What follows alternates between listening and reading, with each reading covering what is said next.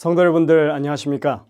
매일 안교 교과 방송 개인 말씀 묵상 시간에 함께 하신 여러분들을 진심으로 환영합니다. 우리 모두는 일이 잘 되기를 바랍니다. 성공과 형통을 원하죠. 그러나 진정한 성공은 하나님이 결정하십니다. 하나님 보시기에 오늘 삶이 성공적인 삶이 되시기를 간절히 바랍니다. 기도하시겠습니다. 하늘에 계신 아버지 하나님, 오늘도 주님과 함께하는 삶을 살게 해주셔서 감사드립니다. 주님께서 함께 하시면 우리에게 어려울 일이 없다고 하는 것을 분명하게 깨닫게 하시고 주님을 전적으로 신뢰하고 의지하고 그 말씀에 순종하는 저희들의 삶이 될 수 있도록 인도해 주시옵기를 예수님의 이름으로 간절히 기도드립니다. 아멘. 목요일 소지의 이 제목은 형통하고 성공하리라입니다. 우선 오늘 성경 본문 말씀을 봉독하겠습니다. 어제와 동일한 본문 말씀이죠. 오늘 우리는 다른 주제로 이 몇몇 성경절들과 함께 이 내용을 살펴보게 될 것입니다. 오직 강하고 극히 담대하여 나의 종 모세가 내게 명령한 그 율법을 다 지켜 행하고 우러나 저러나 치우치지 말라. 그리하면 어디로 가든지 형통하리니 이 율법책을 내 입에서 떠나지 말게 하며 주야로 그것을 묵상하여 그 안에 기록된 대로 다 지켜 행하라. 그리하면 내 길이 평탄하게 될 것이며 내가 형통하리라. 내가 내게 명령한 것이 아니냐. 강하고 담대하라. 두려워하지 말며 놀라지 말라. 내가 어디로 가든지 내 하나님 여호와가 너와 함께 하느니라 하시니라. 하나님이 함께 하시니까 마음을 강하고 담대히 해서 앞으로 나아가라. 요단강을 건너가 가나안으로 들어가면 형통할 것이다. 결국은 성공할 것이다 하시는 그런 말씀이 여기에 주어지고 있는 것입니다.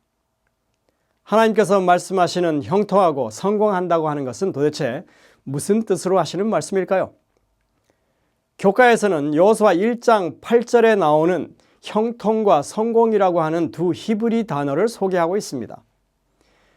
형통을 의미하는 히브리 단어 찰라흐라고 하는 단어입니다. 이 단어는 계획된 것이 만족스럽게 성취되거나 유리한 환경 가운데 있게 되는 것을 의미하는 단어입니다. 또 성공으로 사용된 이 사칼이라고 하는 단어는 번영이나 성공으로 번역되는 단어입니다.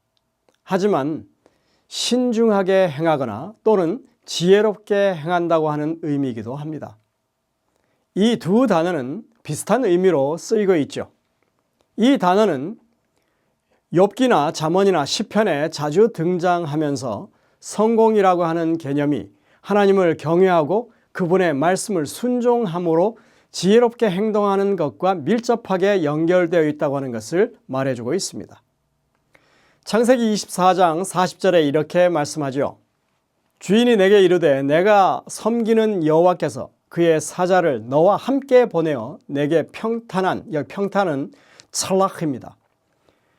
평탄한 길을 주시리니 너는 내 족속 중 내 아버지 집에서 내 아들을 위하여 아내를 택할 것이니라.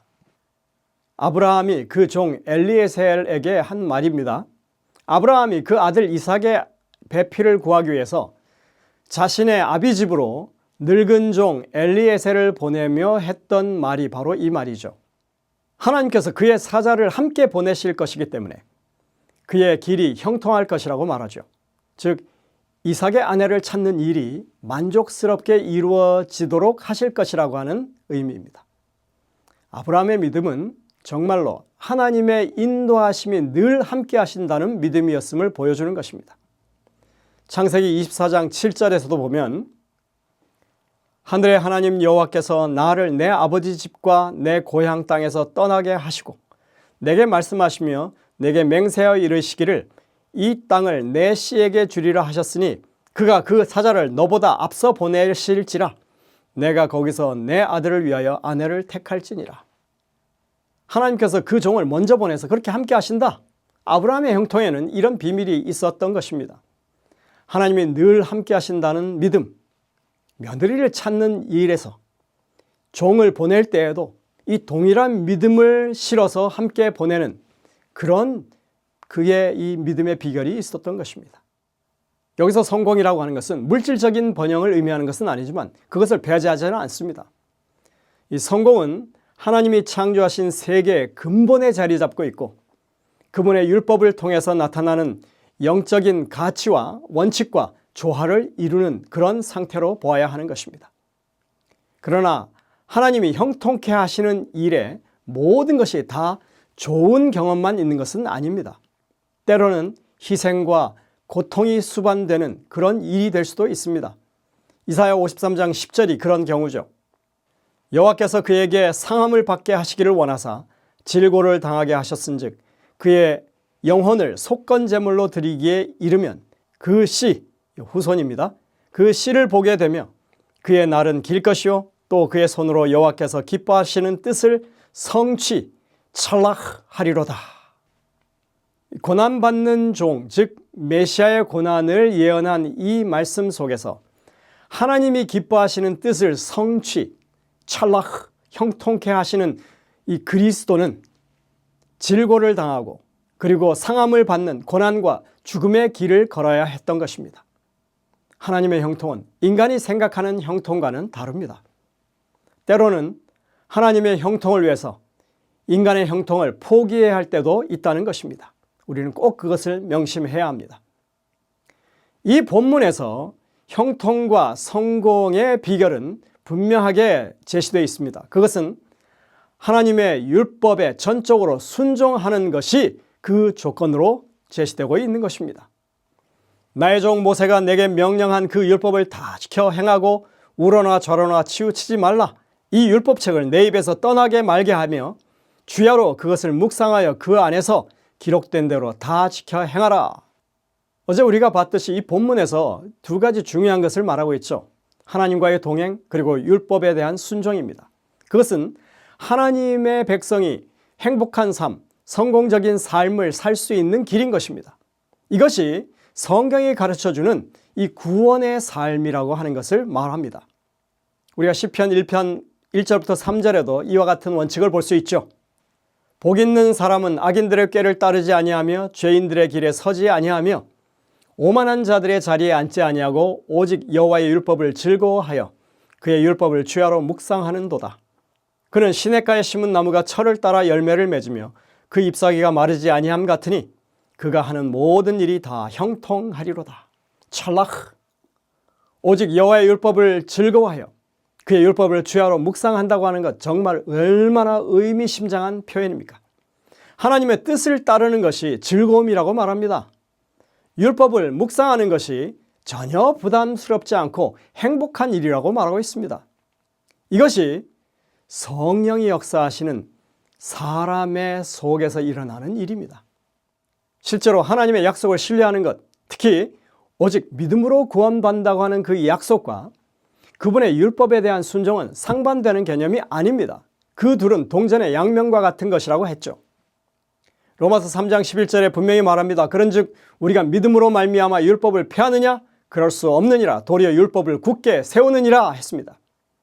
오늘날 얼마나 많은 그리스도인들이 하나님의 율법에 순종하라고 하는 말씀을 부담스럽게 여기는지 그것을 싫어하는지 모릅니다. 그들은 잘못된 사상을 교육받았습니다.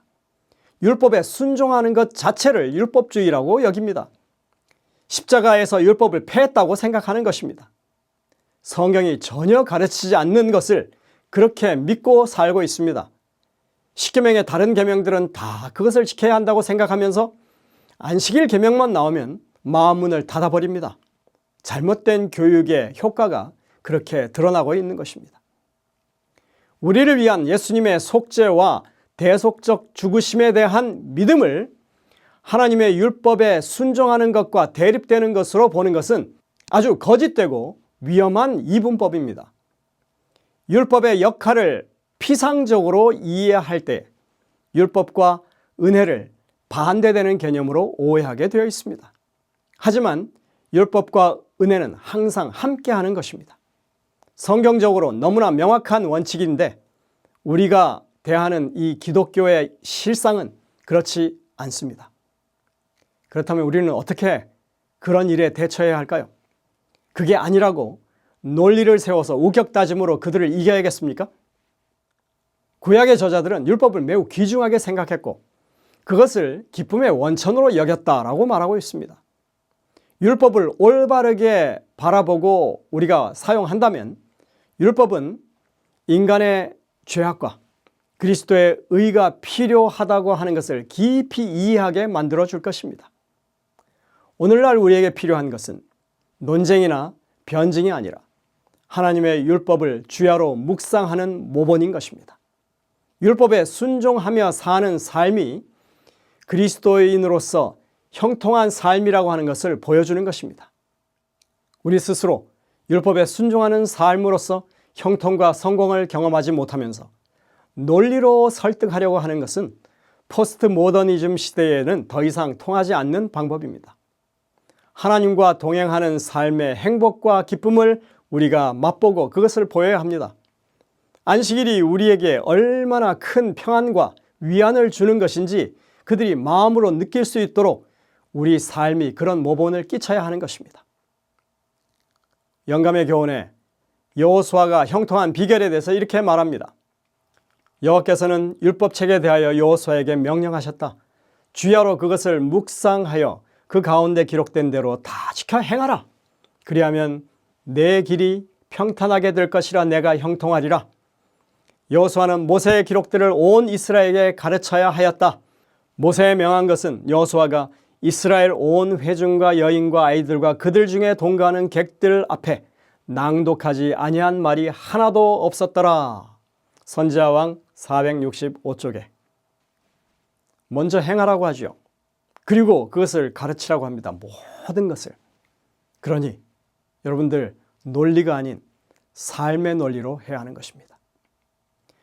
에스라가 백성들을 이끌고 바벨론에서 돌아왔을 때 백성들에게 율법을 가르치기로 그렇게 작정하고 돌아왔다고 말합니다. 그런데 그의 평생을 두고 그 뜻을 이루기 위해서 살았지만 그 목적이 제대로 이루어지는 것 우리는 그것을 보지 못합니다. 그 길에 형통함, 다시 말해서 찰락, 성공하는 것이 쉽지 않았다고 하는 것을 보여주고 있는 것입니다. 하지만 여러분들 겉으로 보기에 실패처럼 보였을지 모르지만 그러한 길을 걷는 사람들이 몇이라도 있다고 하는 것은 하나님 보시기에 성공일 수 있습니다. 우리는 선한 일을 행함에 있어서 정말 시간이 오래 걸릴지라도 하나님의 명령하신 대로 좌절하지 않고 그 일을 지속해야 할 것입니다. 갈라디아 6장 9절에 있는 말씀을 읽고 마칩니다. 우리가 선을 행하되 낙심하지 말지니 포기하지 아니하면 때가 이름에 거두리라. 기도하시겠습니다. 하늘에 계신 아버지 하나님, 참으로 주님의 말씀은 너무나 정확하고 명확합니다. 우리가 그저 전통적으로 해오던 방식이 아닌 정말 하나님의 말씀이 우리에게 무엇을 명령하고 있는지 제대로 깨우칠 때 하나님께서 원하시는 일을 할 수 있다고 하는 사실을 깨우쳐 주시옵소서. 주님, 우리도 그러한 온전한 믿음의 자세로 주님께서 원하시는 삶을 주변 사람들에게 모본으로 보일 수 있도록 이끌어 주시옵기를 예수님의 이름으로 간절히 기도드립니다. 아멘.